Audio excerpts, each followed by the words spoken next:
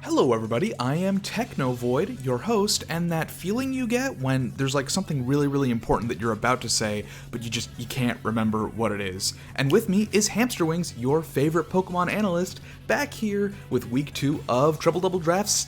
Week 2? Did I say that? Season 5? Recap. Let's go. If that's what you are, no wonder we're so close. I have that feeling all the time. Let's go. Alrighty, yes. So indeed, so starting off here, we have 2 quick ball matches this week and another 2 timer ball matches this week. Just again, we aren't necessarily going to be doing that all the time. It's not set in stone, but we felt we had, a couple of good matches to talk about here. And just right off the bat, we are bringing Bateler back in for week 2 in his combat against Cosmoem. I think just starting off here, I think this is a really good match to talk about because these are our 2 newest players. Both of them have very limited TDD or even competitive Pokemon experience, and so I really think this match was going to come down to which one of these players put in more prep. And I just think, just right off the bat, I think we're looking at Coz's team. He doesn't, as you were saying to me earlier, he doesn't really have an answer to Mega Charizard X, which is I think something that Seismitoad would have been really good for here. Yeah, nothing particularly wants to switch into it. Nothing can take a hit and hit back. Yeah, which is kind of something you want against a powerhouse like Zardex. Yeah, and I think Coz's team, which actually hasn't changed at all from week 1. I think a big part of draft, and this is just sort of a recommendation, a big part of draft is sort of looking at what your opponent has, finding those weak spots, because everybody's draft has a weak spot. No matter how much we all work towards making balanced teams, everybody has some... Every single one. Yeah, everyone has things that they're really strong against. And everyone has some pain points. So sort of building your movesets, bringing the Pokemon that are best to take advantage of that, and sort of, bringing walls that, defend against an opponent's biggest threat. So like Seismitoad here, I think those are really good chances for success. On Bateler's side, I think he's done a great job here of sort of, picking and choosing his Pokemon. Obviously, Charizard is going to be back, notably not bringing whatever his other A tier is. I'm not sure. I don't remember offhand. I don't remember what the other A tier is. Yeah, no. let me check that. Yeah, but Rotom makes a lot of sense here. It's Serena, the Obstagoon, and I think the Registeel making their first appearance. Alakazam. Alakazam, which yeah. I think makes sense not to bring here. Yeah, not to bring Alakazam. I think that's big. The Registeel here, I think, is very nice because it walls out several of Coz's sort of, really big offensive threats. Yeah. So I definitely think this is a sort of just going into the battle, definitely in Bateler's favor, just in terms of the prep. Yeah, once again, I think Registeel is just incredible. Bring it walls out his SNAs. Mm-hmm. The only thing Torn could have to hit it is Heat Wave, and it's like, eh. Mm-hmm. Yeah, absolutely. Okay. And then just in terms of win cons here, I mean, Bateler, honestly not playing quite as fast as he was last week. I think the bring of Obstagoon and Registeel over the Alakazam definitely means he's going to be okay with this slower pace. What do you feel on Coz's side? For Coz's side, he's kind of looking to hit fast and hard. Okay. I mean, Bateler hasn't brought anything that's over base 100 speed, but Coz has Jirachi, which ties that, Superior and Torn, which are over that, and Infernape, which is over that. So he's got a lot of speed advantage. Mm-hmm. Yeah, I definitely think, especially with the Superior, this is a good opportunity for it to sort of get a couple of those Leaf Storms off and sort of take over, even if it does have some problems, which is, I think, where those sort of picks into things like Serena and Charizard would have been a big help here. Yeah, I mean, Rotom is a Pokemon that's like known to wall everything, but Superior can really get going if it just hits it once. Yeah, exactly. All right, so leading off here, the Obstagoon bring, and we have the Infernape. So Infernape is really going to be threatening Obstagoon here, but he goes for the Obstruct. Very nice choice there. Goes for the Fake Out. Honestly, I was expecting the Mach Punch, but that the Fake Out makes a lot of sense. And the defense buff, the defense nerf actually isn't going to matter because it just dies to a Hydro Pump. Yeah. I mean, wonderful opening turn for Bateler. Yeah, very strong. And we get the burn off, so now the Guts is activated on Obstagoon. Yeah, Obsidian's going to be doing big damage now. So getting rid of leftovers, that's smart. But then here's the thing, we are going for the glare. We are trying to paralyze the electric type. So that is just another sort of situation where not knowing sort of the basic mechanics of Pokemon would really benefit Cause here, sort of losing a turn to that. But Rotom kind of just going in here in a big way. Yeah, Rotom claiming lives. Yeah, and then switching out, I think, makes the thing about that switch is that this is a share and a weakness, so that's going to hurt real bad, and that Superior is almost in go mode, and at this point I would say needs to be focused down. Yes, definitely. Yeah, he's going to go for the Giga Drain there, which honestly the like 2 HP worth of healing is not going to be nearly as comparable to the extra 2x you could get from another Maybe Leaf not. Storm there. Maybe not, but I don't know if you know this about Leaf Storm. It doesn't always hit. Oh, okay. Fair enough. Going for a Glare this time on a burned Pokemon, so yeah, just another situation of not quite understanding the mechanics. Losing a lot of turns on this really, really strong Pokemon right now at 2x, and it is going down. Batila, I think, could have focused it down a turn earlier rather than going for the Jirachi, although I do understand why maybe not. Seeing that Jirachi is scarier for someone who isn't quite as familiar with the stat buffs. Yeah. That being said, so we get the knockoff on the Eviolite. That is fantastic. That is basically what you always want to be doing to a Corsola here. That Heavy Slam did a lot. Yeah. For an Altaria that decided not to Mega. Yeah, I do actually want to make a point to that. So I'm not sure, to Cosmoem, if they are intentionally or unintentionally not evolving the Altaria.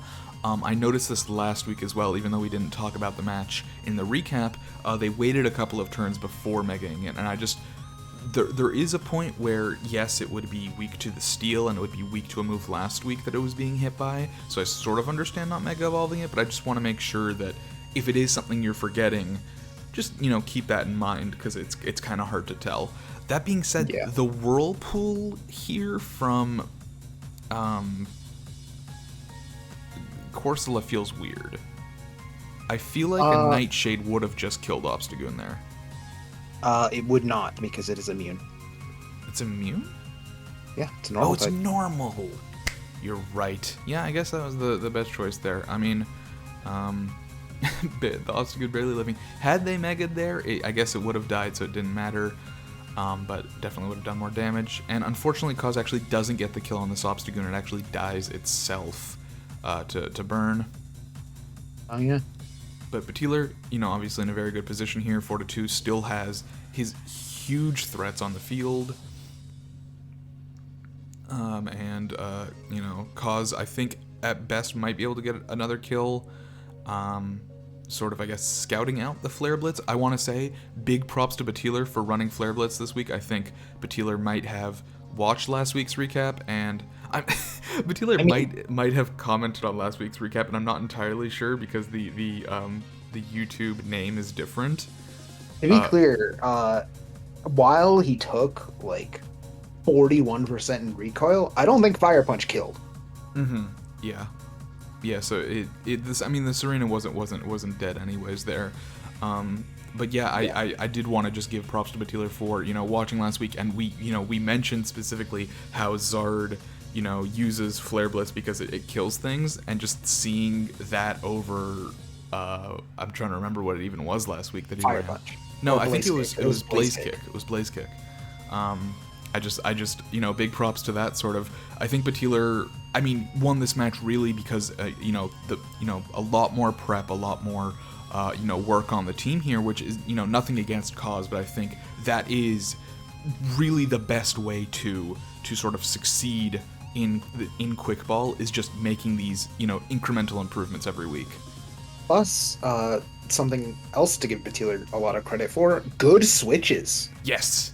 Last week, I don't remember if Batiler had many switches. There were a couple very solid ones. The Palisand, as you mentioned earlier, there was that shared weakness against the Superior, but after that, the switch into the Registeel, the switch into the Serena, all very, very smart switches there. Yeah.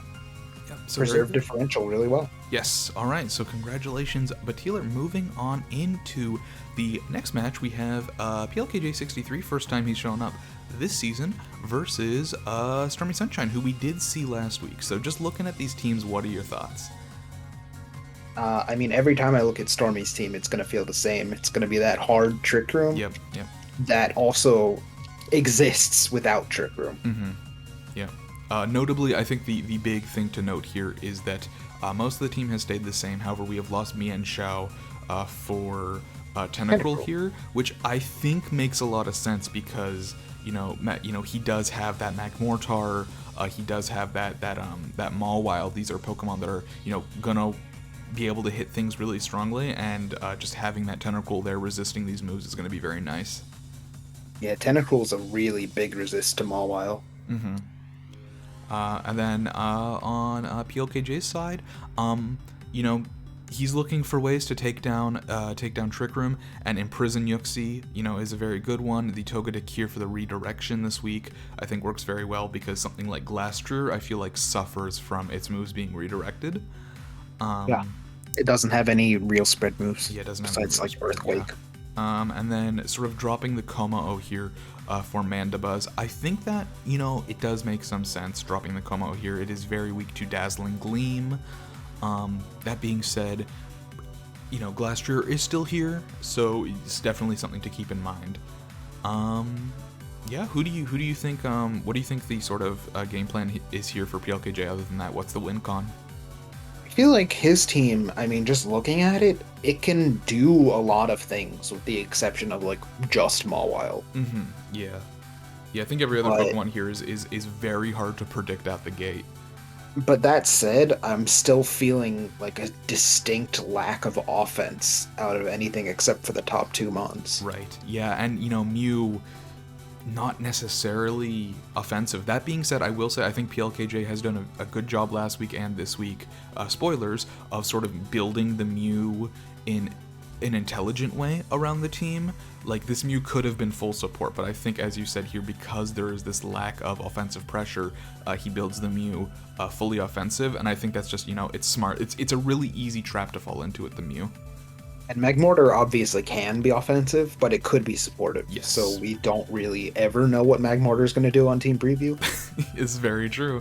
All right, well, let's get into it. So we have the lead with the Mew and I believe the Yuxi here, and this is a point I want to make. So Stormy leads here with Goodra and Mudsdale, so she doesn't have TR out. Yuxi is going to go for the Imprison here. At this point, Yuxi needs to stay in if it wants to keep that Imprison up, and I just feel like it becomes a dead slot at this point in the match. I mean, Yuxi is most certainly not known for its offensive prowess, case in point. Mm-hmm. But having it kind of locked in here, just for the sake of not allowing Trick Room in the future, I feel like is not worth it. Yeah, especially because... But of course, I mean, at the same time, this puts PLKJ in a hard spot because he can't exactly bring Mawile in to Mudsdale. Mm-hmm. Yeah, and unfortunately the double crit there does take down Mudsdale. I just feel like Stormy has a very sort of easy win con here into always targeting the non-Yuxi slot, because unless Yuxi uses Ally Switch, it's not threatening. Like, it doesn't really do anything at this point. Its Shadow Balls are doing like max like 15%.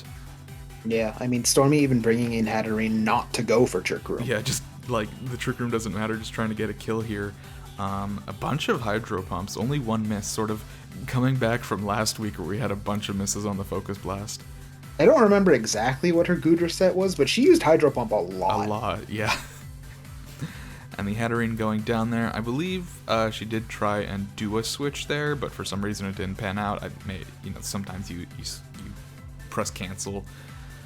So we do have the Follow Me, and we have the Z Fire here, which thanks to the Protect is actually not gonna kill, which is real nice, because just base Flamethrower, that does not kill Glastrier. Actually, Z Fire also doesn't kill Glastrier, notably. That's hilarious. Yes. It does like 95% max, and we have the Follow Me, the good switch there into Ramen, really resisting that hit, and, you know, expecting the Follow Me now going into the Thunderbolt so that we can kill that Togetic next turn. Yeah. Psychic, still not going to kill because this thing is so bulky. It has so much SPDEF. Yeah.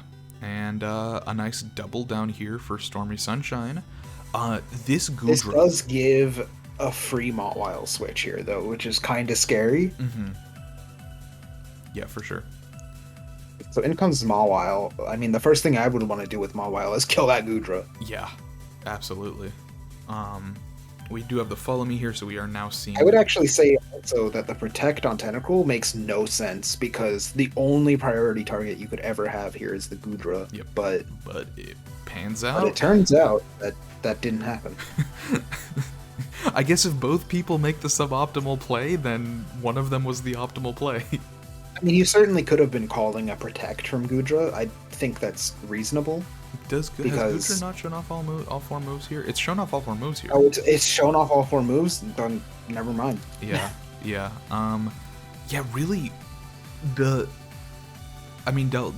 down, I think, into the Magmortar is, I mean, it was using Follow Me, so that's to be expected. But, like, this Goodra has not left the field since it came out came out at the beginning of the match, and it's taken no damage. PLKJ's, going for the... Yeah. Plus, Mawile would have one-shot it, like, 3 turns ago. Yeah, I think when that, the Tentacruel was out, that play rough, I'm pretty sure it just dies. Yeah, it does. Yeah. Gudra's a SPDEF monster. Its defense is good, but not good enough to live a Mega Mawile. Yeah. Meanwhile, Goodra can't one-shot. Mawile has to two-shot it, so Mawile definitely had a chance here to take it out, but now we're into Yuxi, and yeah, that's going to be the match. I think Stormy definitely had a couple of really nice switches not the Pharaoh wasn't a switch, but with the Tentacruel, bringing the Glastrier in when it came in, and sort of Tentacruel actually kind of ended up being like a cornerstone of this match. Which one? Tentacruel. Yeah. I think Tentacruel was a very strong pick here. I think PLKJ had a really good opportunity to win this, but the targeting in the second half was kind of whack. A little bit, I think so. Yeah. I think targeting down the Tentacruel was it's got Ice Beam, but like that Goodra has already proven how strong it is from the beginning of the match. Yeah, I mean, I believe it was AV Goodra. Yeah. And the only physical attacker you had at all was Mawile. Yeah. So at that point, yeah. No, if Mawile had died at any point, Goodra would have just won the match, which is why I feel like it was so important to just immediately gun for the Goodra. Mm-hmm. It wasn't Assault Vest. I don't know what it was, but it wasn't Assault Vest because it has Life Dew. Right, yeah. But yeah, I think... Yeah, I mean, you make a great point there about this being a very good special defense tank, and all of PLKJ's Pokemon, sans one, being special attackers. Yeah. I mean, I guess Mandibuzz uses Foul Play, but, like, that's not doing that much to Goodra anyways. And Mew is, of course, Flex, but it doesn't get Play Rough. Yes. Yeah, so I think that is sort of a point just to PLKJ, just in terms of, I think this is a good match to show off where targeting is really important in terms of win cons. Yeah. Sometimes the win con isn't your team, sometimes the win con is getting rid of the enemy team's win con. Yeah. Alrighty, so moving into Timer Ball for this week, we're going to start off with CP Sentinels, TDD, that's me, versus Ko. So this is actually 2 new people who weren't shown off this last week. Actually, did Ko? No, Ko did not get shown off last week. So Ko here has a very like obvious Tailwind team, but I do think, and we'll see this coming into the match, he sees that I am running this TR a second time. And he preps around that really well, so big props to Ko for that. Just on my side, I can say a couple of things that I want to note is I do not have many answers to Urshifu. Urshifu really scares me here. Bulu is my main answer, and Ko can still use Poison Jab, so sort of, preserving Bulu for me is going to be very important. Melmetal, sort of is an interesting pick in that I feel like it goes 1-for-1 with a lot of these Pokemon. A lot of things really threaten it, but it really threatens a lot of things back. Yeah. And then one other note I wanted to make is, and some people do this already, but I do still think it bears repeating. Even though I am running a pretty hard Trick Room team here, I still do have this, very fast fake out user in Salazzle that is also this Salazzle is very much a support mon. It's a glass cannon in that it does have one super effective move, but it is generally a fast support mon, and I think especially with Fake Out, fast Pokemon can work very well on Trick Room teams, both when you're leading, just to sort of ensure that you get up that Trick Room, and just later in the match when you need to get it back up, or you've lost your setter. Yeah, when you inevitably are not able to finish the match in 4 turns and do need to get that back out and sort of play into not having any more speed control. I definitely think it helps with that. Ko on the other side, he's brought the big 3. I think the big 3 are all very, very good picks into me. I not bringing Raichu because I see this Thundurus, and yes, the Thundurus is very scary, but I see it more as running coverage moves than I see it using Steel specifically, or Electric specifically. Yeah. And then Vaporeon, I imagine in large part is here because it is a good user of Ice Beam. Yeah, probably. That's what it comes down to. Alright, so let us get straight into it. So I do lead with the Salazzle Cofagrigus here because yes, I do want to get that TR up. I'm pretty hard TR here. And it's Whimsicott, and it's like, okay, yeah, so, he sort of has that Tailwind, but he actually goes for the Choice Scarf switcheroo onto my setter, which is, I think, very, very good prep on Ko's part. Because now, Cofagrigus, which... Naturally, you're entering into this turn saying, I hope he Tailwinds. Yes. And, obviously, Ko too good of a player to Tailwind in front of a Cofagrigus. Yeah, I underestimated there. But does use the Glaciate, which doesn't really matter. All things considered, I was already slower for the most part. But yeah, at this point, my Cofagrigus was not a support Pokemon. Like, it definitely was planning on doing a lot of damage, but now I'm Choice Banded into 1,000 Arrows, and I'm just gonna... Thank God I did not get burned there. I was praying. Oh, don't worry. I was praying. But honestly, yeah, predicting the switch there, Double Iron Bash is a very good move. I think with 2 learns left on the Trick Room, it makes total sense to sack the Whimsicott here. Yeah, for sure. I misplayed this turn pretty hard. I was thinking, I know this Excadrill is Sash, and I want that Excadrill off the field, so I did try and break the Sash there with the double target, but I really probably should have expected the Protect, all things considered, given how many turns were left on Trick Room. So that is... Punch Bear does its punch. Yeah, so that was my fault. That was a misplay from me. But I think I bring it back here. Yep, the Trick Room is over now, so... Yes. But this is what we like to call a fast support move moment with the Encore. Yeah. Very good. Locking that Excadrill into Protect. Yeah, forcing a switch there. A nice poison. Another poison. I didn't realize you also got lucky in this match. Yeah, I did get that poison there. Little switch there. Knocking off that Sash literally didn't matter at that point. Yeah. The Sludge Bomb, killing that thing, because I'm fast as fuck, boy. Yeah, and it's pretty clear here now that this fast glass cannon is putting in work on a Trick Room team. Yes. Yeah, of course, I do have this Cofagrigus, which is like, it is Choice Scarf now, so what do I do? Do I go for the TR? Do I go for the move? Well, it doesn't really fucking matter, actually, because I'm just going to get double flinched here. So that's... Rock Slide, do what it do. Yeah, so that's cool and fun. So, it's an important thing that's part of the game, though. Yeah. Is that you can just get unlucky. Yeah, and just sort of playing around that. So yeah, I bring Bulu in here. It is dangerous because I still do need this thing for Urshifu. sort of the grassy terrain honestly may have been a misplay because I am letting this Victini heal up and get a couple of extra turns on the field. Yep. Like that poison will eventually kill it, but just sort of I think probably not the greatest play on my end. The Iron Head, we're gonna go ahead and just my Rocky Helmet is putting in work. I just want to say it is. It is. Alomomola. It took a lot of health off Victini, and it's taken a lot of health off Excadrill. Alomomola might be flinching every single turn, but it's still doing damage. Yeah.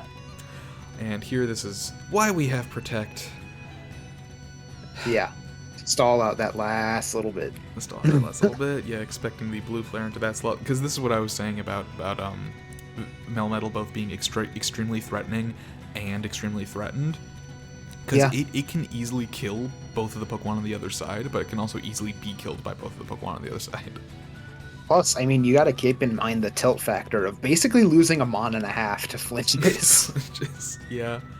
I think this was a great switch to Bulu. I think that made a lot of sense, especially because, I mean, it didn't reveal it, but the damage revealed that it was banded earlier. Yes. Yeah, so I'm and now it's locked into Wicked Blow, and it's gonna need 2 to kill both of these Mons, I think. Yeah. No, and then you reveal your silly Dazzling Gleam Bulu. Yeah, no, once it came down to a 2-1, I was pretty confident that I had the match in the bag because I knew that, at most, he would, be able to kill me in 2 turns, but, I can kill him in 1. The Bulu, surprisingly enough, despite the fact that it only had 20 special attack investment, it was a guaranteed kill on the Urshifu. A full health Urshifu. Which is hilarious. But yeah, that's the match. I think, honestly, Ko, despite the loss, I think played very well, especially in the early game, put me sort of on the back foot.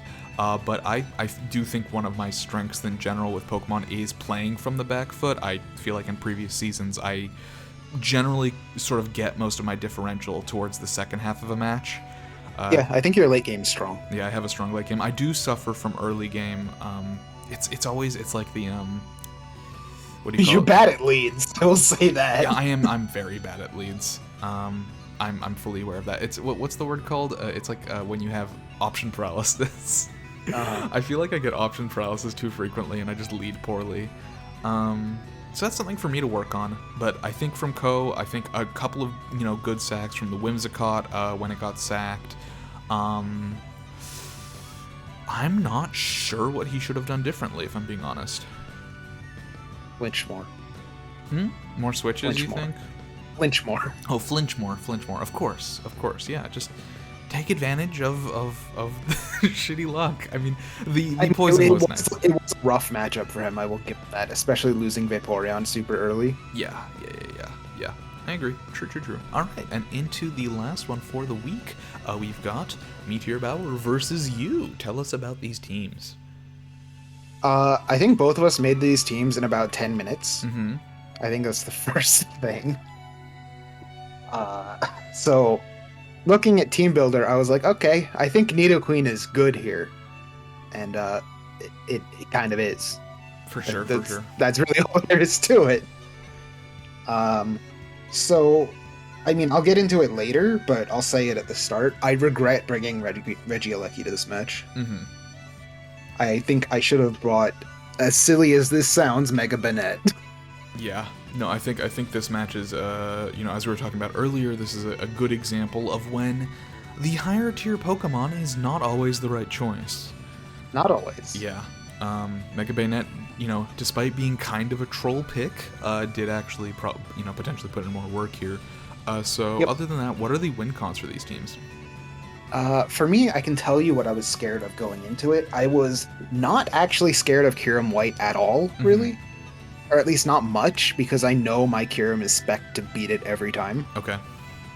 I am worried about Primarina, mm-hmm. and I am worried about Zeraora. Those are the two main things I'm worried about in this game. That's very fair. Zeraora I can deal with mostly with Nidoqueen. Mm-hmm. And the Primarina I have a stupid prep for, because my Kyurem can't fit Fusion Bolt on this set. It is Dragon Dance, Protect, Icicle Spear, whatever that move is called, and Dragon Claw, because I need Dragon Claw for the other Kyurem. Mm-hmm. So I actually have Z Icicle Spear, which does at +1, which I can pretty reasonably get in this match. It does like 80 to Primarina. That is hilarious. That's very funny. Okay. Yeah. All right. Well, let us take a look at how things pan out here. Yeah. I mean, Steven bringing some of the stuff he brought last week, but Zero Aura is new. Zero Aura is new. And nice. obviously I knew it was coming because it is good into me. Yes. We have the Mega Audino. Yep, Mega Audino comes right out. I'm going to protect my Kirin Very smart. as it gets faked out. And I'm going to Volt Switch out on the Mega Audino. So, definitely want Nidoqueen here. It threatens stab on both of these things. However, Trick Room goes up, which, I mean, I figured was coming, but is rough. Hey, can I just say this is another match of a fast fake out user working really well into Trick Room? Yeah. We're just proving that this week. This is the week of fast fake outs with Trick Room. So I knew Primarina was coming in on one of these slots, so I used a Steel Move on one slot and a Sludge Bomb on the other slot. And it works out. That is one of the biggest threats on Taskmaster's team down. Yeah, I was very worried about Primarina, and now it's gone. Really nice for you. So at this point... So I'm going to bring out the real Reservoir here. Yeah. Reservoir. So it looks to me, and correct me if I'm wrong, it looks like you are just kind of trying to stall out this Trick Room right now. Yeah, that would be nice. Yeah. But he gives me a nice little Protect, which, I mean, he figured I was going to fake out, so that's fine. So now I have a nice little Protect to end the Trick Room off. Now we got the follow. So he's going to go for the Follow Me, not a problem. Nidoqueen's going to take that out. And I figured he was going to target Nidoqueen, but I don't super need it anymore, since now I know that, based on the damage that Zero Aura took, it is AV. Mm-hmm. And the main thing I wanted here was a Double Down, so that I could switch in 2 Pokemon. Yes, very good. So Zero Aura comes out, which is, of course, annoying. But also very expected, and predicts the Protect there, and... Yeah, I figured he would predict that. But it was still the play I had to go for, I feel like. Yeah, that's understandable. But Metagross almost lived that. Wow. Nice so map block. I figured he's gonna switch here, so I didn't want to Dragon move the Kyurem, and instead I set up a Dragon Dance with my mat block. Very smart. And Giga Misplay. Just use the Z move, idiot. Yeah, you don't need it anymore. Oh no. Nice Sash though. Yep. So my Greninja lives with its Sash. My Kyurem is +1/+1 in Trick Room, unfortunately, but it's alive. And now Greninja's going to be picking off a few kills here. Or one, rather. With 4 hits! Took a while, but you get the Battle Bond up. Does it matter? Yes. Yeah, okay. You close combats into that slot.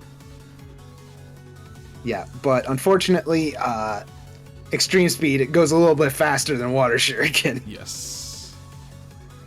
Extreme Speed, the priority here in the Trick Room it's so good for Taskmaster right now. Yeah. Dragon Claw into the Zero Aura, get rid of that. Probably would have been smarter to get rid of the Arcanine, but alas. Yeah, now you definitely need to switch out here. This one was a misclick. I thought I was switching Blastoise into the Alecki slot. Mm-hmm. I don't know what I clicked on Alecki, but that is not how I intended that turn to go at all. And you are on this last turn of Trick Room here. Do you have Protect on both these Pokemon by any chance? No. Oof, unfortunate. Yeah. Not that it would have mattered for Greninja. Greninja was dead either way. Right. This turn or next turn. Sure. So because of that huge misplay and the misclick that I don't know how that even happened, this game is a 1-0 against me. But I still think it was a good match. I think you guys both played very well. I think the match could have not necessarily gone differently if you did do that switch properly, but big props to Taskmaster for that Extreme Speed. I think it would have gone a lot differently because I'd have Fake Out. Sure, for sure. Yeah. No, I mean priority moves in Trick Room. Man, they're good. Yeah, I mean, especially in the land of Gen 8 where priority moves have become broken. Yeah. Well, I mean, now you and Taskmaster are even on all of your misclicks. Yeah, for misclicks over multiple seasons. Multiple seasons worth of misclicks are now evened out. So now, next time, you guys have to finally play on an even playing field. Yeah, neither of us are allowed to misclick anymore. It's true. It's not. This was the solution the whole time. Yep. It's just even out that karma. Okay, well, I think, yeah, great work for everybody who was shown off this week. Do you have any notes for the folks we didn't show off? I don't think a couple of the matches that we didn't show off included Lazadins and Eggs, and I think to a large point to them, I think they know themselves what happened in their losses. I think they both sort of just misplayed. I think they're very well aware, and there's no point in reviewing those matches because I don't think anyone would gain anything off reviewing them. Yeah, I think they're familiar with sort of what mistakes they made. I'm trying to think of what other ones there were. Unfortunately, Whiskey Tattoo and OJ Otter have actually not played yet because we, can't record this on a Monday, so we can't wait until 10 p.m. Yeah. So they haven't played. Hopefully their match goes very well. Hopefully there's not too much to talk about, though, that we missed out on. If there is, I mean, we can always put it in next week. It's true. If we need to. What was the last match from Timer? Oh, it was Diggory and Peanut. Honestly, I think that match played out pretty similarly to Peanut's match last week and Diggory's match last week. Yeah. Like, I think everything we said last week about Diggory, who was shown off, and Peanut, who was shown off, I think a lot of the same stuff applies. Yeah. So, okay, I think that is going to be another week. Are we good? Yeah, I think so. I think that's about everything. All right. In that case, well, hopefully all of this analysis was useful to you all. Math Geek has still not made it into a recap. Hopefully next week, Math Geek. It's not intentional. It's just there's other matches that we want to talk about. Intentional. We just pick matches that have easy lessons. Yeah, that have easy. Exactly. But hopefully next week, I think everyone else has shown up once at least. I think so. But hopefully next week, Math Geek versus Stormy Sunshine. Hopefully that'll be just a fantastic match with just so many things that we can comment about. And that'll be that. But until then, I've been Technovoid, this has been Hamster Wings, and we will see you all next week for the Week 3 recap. And I feel like I had something really important to say, but I just can't remember what it was.